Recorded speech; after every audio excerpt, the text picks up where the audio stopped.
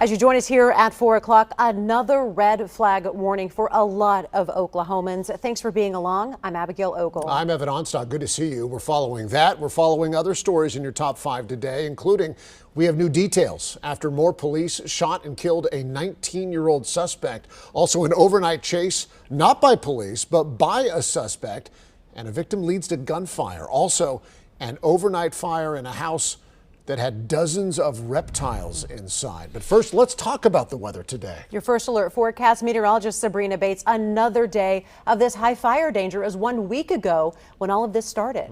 Yeah, and it's not as high as what we saw a week ago, but we do still have a red flag warning for everyone in red here. That's ahead of a cold front that is making its way across Oklahoma. Just ahead of that cold front, winds really kicked up out of the southwest, so still bringing in some pretty dry air. It does include parts of the OKC Metro over into south central Oklahoma, eastern Oklahoma, up near Tulsa. This only goes for about another 2-3 hours, so we're watching it closely here as we go throughout the rest of this evening.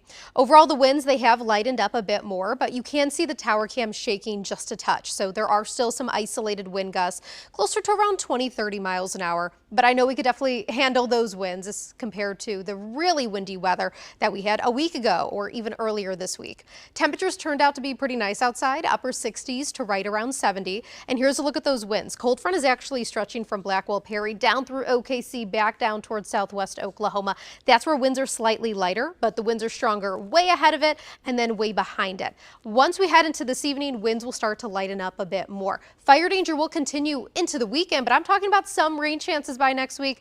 I know a lot of us are looking forward to that. I'll break down when we're seeing those rain chances coming up. All right, Sabrina, we'll see you soon. A 19-year-old is dead after attacking 2 people and then being shot by the Moore Police Department. We covered this as breaking news last night at 10 o'clock. KOCO's Dakota Wapakichi got some new details today. He's now joining us live from the neighborhood where this happened. Dakota? Yeah, more police are now out of this neighborhood near Northwest 5th and Butler Street. This is actually just down the street from Southgate Elementary, and it all happened inside here where a stabbing call from police happened. They say there were 2 victims and 1 suspect, 19-year-old James Collier. The police say they came out of the home. He came out of the home with a large machete. Officers and did not comply with commands at the time of the incident.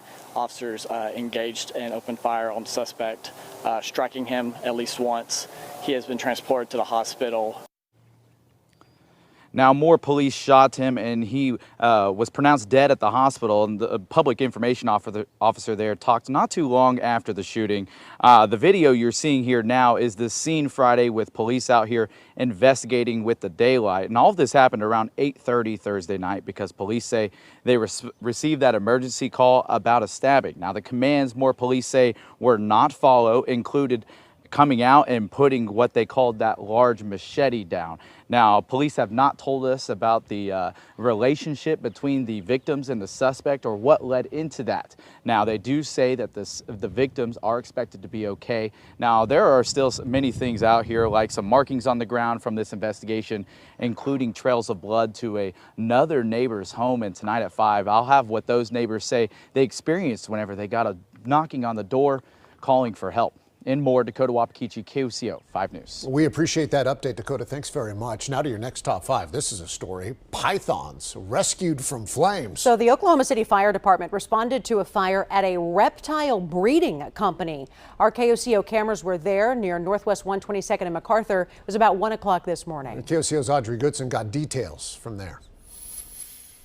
Fire crews rushing to rescue snakes and other reptiles from a business on fire early this morning. This is what we saw overnight as firefighters rushed to put out flames at a reptile breeding company in Northwest Oklahoma City. Crews say an automatic alarm alerted them of the fire, and when they got there were heavy flames. Whenever we arrived on scene, had heavy smoke conditions throughout the building. Crews making a strategy to go in and save as many reptiles as possible. Through prior knowledge of the building, knew that this warehouse housed several snakes, tortoises, and lizards, and was able to make an offensive fire attack and get the fire extinguished that way. They tell us dozens of reptiles were saved, but several didn't make it out. Right now, the cause of this fire is still under investigation. In Oklahoma City, Audrey Goodson, KOCO 5 News. And in your next top 5 story, we have new details in an overnight shooting that started in Oklahoma City. It ended at an Edmond gas station.